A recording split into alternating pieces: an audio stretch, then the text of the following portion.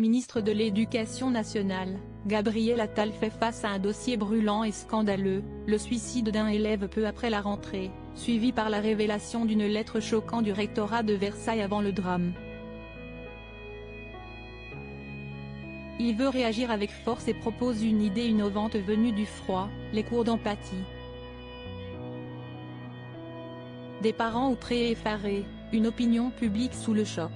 La mort de Nicolas, l'adolescent de Poissy, Yvelines, qui s'est suicidé le 5 septembre 2023 après s'être plaint de harcèlement, a été suivie par la divulgation d'une lettre du rectorat de Versailles accablant les parents qui auraient remis en cause l'attitude des personnels de l'établissement, quelque temps avant que leur enfant ne mette fin à ses jours. Face à ce scandale, le ministre de l'Éducation nationale Gabriel Attal a promis un électrochoc à tous les niveaux.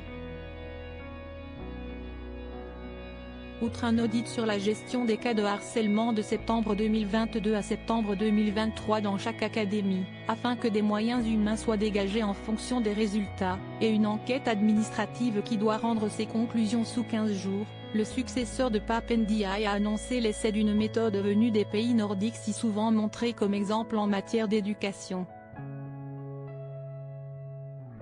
Gabriel Attal veut lutter contre le harcèlement scolaire avec des mesures coercitives et répressives mais également à la source, et pour ce faire, il aimerait tester les cours d'empathie.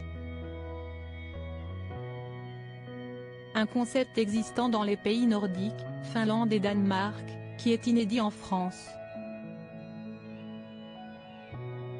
Le but est d'apprendre aux enfants à reconnaître les sentiments de leurs camarades, indique le site du Figaro. Ces exercices permettraient, à terme, d'apprendre le respect de l'autre et d'empêcher, autant que faire se peut, les comportements violents. Reconnaître ses émotions et celles des autres pour lutter contre le harcèlement scolaire. Comment ces leçons sont-elles organisées?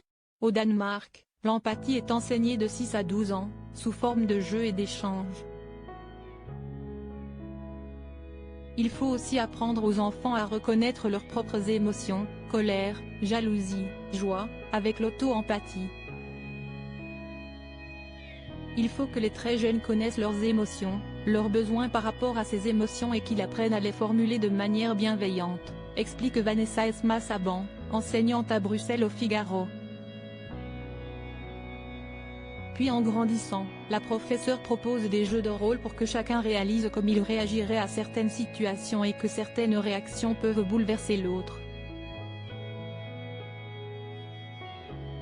L'objectif est d'en finir avec un système, un jeu de pouvoir où le harceleur se sent tout-puissant. Ce dernier peut d'ailleurs lui-même être victime de harcèlement dans une autre sphère de sa vie et pense que faire peur ou ridiculiser apporte le pouvoir.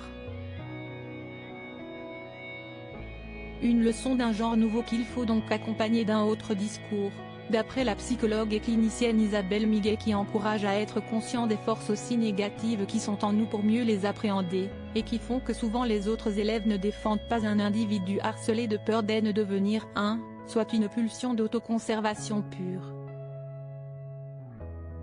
Apprendre à coopérer avec les autres pour résoudre les problèmes est une piste pour détruire le cercle vicieux du harcèlement.